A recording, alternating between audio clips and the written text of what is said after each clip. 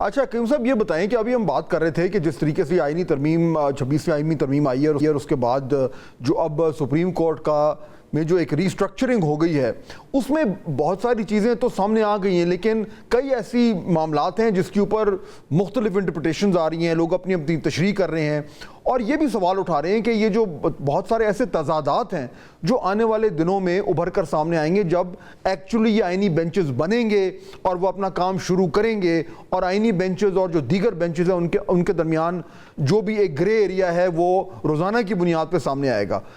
بہت لوگ یہ بھی کہہ رہے ہیں کہ صدیقی صاحب کہ یہ اتنے تضادات کے ساتھ یہ معاملہ چلے گا نہیں، 2-4-6 مہینے کے بعد مجبوراً اس میں تبدیلیاں لانا پڑیں گی اور شاید ایک اور آئینی ترمیم لانی پڑے۔ آپ بھی اس کو اسی طرح ہی دیکھ رہے ہیں؟ جی ہاں، بالکل یہ بات درست ہے کہ پہلی بات تو یہ ہے کہ یہ پہلی مرتبہ ہوا ہے کہ ایک جو جوڈیکیچر کے اوپر ایک اتنی بڑی ریفارمز جو ہیں وہ کانسٹیٹیوشنل امینڈمنٹ کے ذریعے لائی گئی ہیں۔ وہ چیف جسٹس آف پاکستان کی تقرری سے لے کے بینچز کی کانسٹیٹیوشن تک۔ ابھی ہم جو ہے پریکٹس اینڈ پروسیجر کا ایک قانون جو تھا صرف اس سے ہی نبرد آزما نہیں ہونے پائے تھے کہ اب تو کانسٹیٹیوشنل امینڈمنٹس آ گئی ہیں، اور کانسٹیٹیوشن کو جو ہے وہ تبدیل کرنا اس کی آپ کو پتہ ہی ہے کہ 2/3 میجورٹی دونوں ہاؤسز کے اندر ایک لازمی امر ہے، اور جو نشاندہی ہو رہی ہے جس طرح سے یہ ظاہر ہے کہ کمپلیکیشنز آئیں گی۔ اس سے پہلے بھی جب 18ویں ترمیم کے اندر صوبائی خود مختاری کے معاملات جو ہیں وہ اس کو انٹروڈیوس کیا گیا تھا تو اس کے بعد بھی ایک کمپلیکیشنز آئی تھی، اور پھر وہ ہوتے ہوتے 2010 میں 18ویں ترمیم آئی اور آج 2024 ہے، تو اس حکومت کے اندر جو ہے وہ مختلف طریقہ کار وضع کیے جا رہے ہیں منسٹریز کے حوالے سے جو ڈیوالو ہو گئی تھی یا ڈیزالو ہو گئی تھی، تو ٹائم تو لگتا ہے، اس میں کوئی شک نہیں ہے، لیکن یہ جو انصاف کا معاملہ ہے یہاں پر فوری انصاف، ہمارا آئین تو یہی کہتا ہے کہ آرٹیکل 37D جو ہے وہ سستا اور فوری انصاف، اور اس حوالے سے میرا خیال ہے کہ یہ ایک ایسا کنفیوژن شاید کریٹ ہوگا کہ ایک ایسی کھچڑی بن گئی ہے جس کھچڑی کو سلجھاتے ہوئے میرا خیال میں وقت لگے گا، اور لگتا ایسے ہی ہے کہ ایک وقت گزارنے کے لیے یہ امینڈمنٹس ہوئی ہیں، اور اس کا مقصد جو ہے وہ بعد میں حاصل ہوگا فیڈرل کانسٹیٹیوشنل کورٹ جو کہ پرپوز کیا گیا تھا، ابتدائی جو اس کا مسودہ تھا اس سے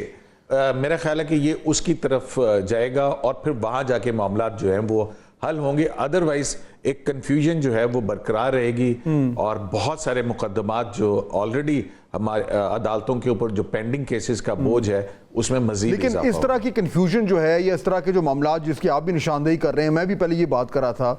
ان کو اگر سامنے رکھیں اس طرح کے ماحول میں جب نئے چیف جسٹس آئیں گے تو ان کے لیے کام کرنا مشکل نہیں ہوگا؟ ایک تو وہ خود یہ دیکھیں گے کہ بھئی ان کے جو اختیارات تھے، ان کے آفس کا جو ایک رول تھا وہ بہت حد تک کم ہو گیا ہے، پھر اس کنفیوژن میں انہوں نے روزانہ کی بنیاد پہ کیا کرنا ہے، کیا نہیں کرنا، کیا کر سکتے ہیں، کیا نہیں کر سکتے، ان کے ہاتھ ایک ہاتھ بندھا ہوا ہے یا دونوں ہاتھ بندھے ہوئے ہیں، تو اس طرح کی ماحول میں نئے چیف جسٹس کا پھر آپ رول کیا دیکھ رہے ہیں؟ نہیں دیکھیں، اس میں جو چیف جسٹس آف پاکستان، پہلی بات تو یہ ہے کہ جو اختیارات کی ڈیزولوشن ہے وہ تو پریکٹس اینڈ پروسیجر کے بعد خود سپریم کورٹ آف پاکستان نے، جس میں جو اگلے آنے والے 3 کینڈیڈیٹس ہیں چیف جسٹس کے لیے، اس میں 2 جو جج صاحبان ہیں وہ تو اس بات سے اتفاق کرتے ہیں کہ چیف جسٹس کا اختیار جو ہے وہ ڈیوالو ہونا چاہیے۔ اچھا، اب اس کے بعد جو ہے وہ 2 چیزیں ہمیں دیکھنے کو ملتی ہیں، ایک تو چیف جسٹس آف پاکستان کی تقرری ہے، تو اس کے جو ایڈمنسٹریٹو پاورز ہیں وہ تو اسی طرح ہیں، اس میں کوئی اثر نہیں آتا ہے۔ ہاں، جہاں تک کانسٹیٹیوشنل کیسز کے حوالے سے بینچز کی تشکیل ہے اس کا ایک مختلف طریقہ کار اختیار کیا گیا ہے، اور اب وہ بہت دلچسپ ہے جس کے اندر اپوزیشن بھی ہے، حکومت بھی ہے، اور جج صاحبان بھی ہیں، اور بار کے نمائندے بھی ہیں۔ اب یہاں یہ دیکھنے والی بات بڑی ایک اچنبے کی بات ہے کہ زیادہ تر مقدمات جو ہیں وہ اس میں گورنمنٹ جو ہے یا رسپونڈنٹ ہوتی ہے یا اپلیکینٹ ہوتی ہے، تو ایسی صورت میں بالکل تنقید اٹھے گی کہ بینچ کی فارمیشن کے عمل کے اندر کیا حکومت کا ہونا یا ہونا چاہیے اس کو، تو یہ ایک بہت بڑا سوال جو ہے وہ آئے گا۔ इसी तरह से अगर अपोजिशन का कोई कॉन्स्टिट्यूशनल, अब जैसे कि हमने देखा मखसूस नशिस्तों का मुकदमा था, इसी तरह से अगर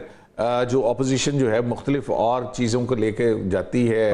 कोर्ट के अंदर, और वो भी बेंच की तश्कील के अमल के अंदर शामिल होगी, तो ये सारी चीज़ें जो हैं ये कंफ्यूजिंग हैं, ओवरलैपिंग ज़रूर है। बिल्कुल। तो वो इख्तियार जो चीफ जस्टिस का था, जिसको डाइल्यूट किया गया था 3 जज साहिबान में, उसके बाद अब ये जो है ये डाइल्यूट हो जाएगा और ज़्यादा डाइल्यूट होगा। बिल्कुल, और इसी वजह से जो है वो बहुत हद तक जो है वो मजीद कंफ्यूजन, तो ये मजीद डाइल्यूट होगा। अब्दुल करीम सिद्दीकी साहब, बहुत शुक्रिया, आपने हमें ज्वाइन किया और अपने हाथ जो हैं वो हमारे साथ शेयर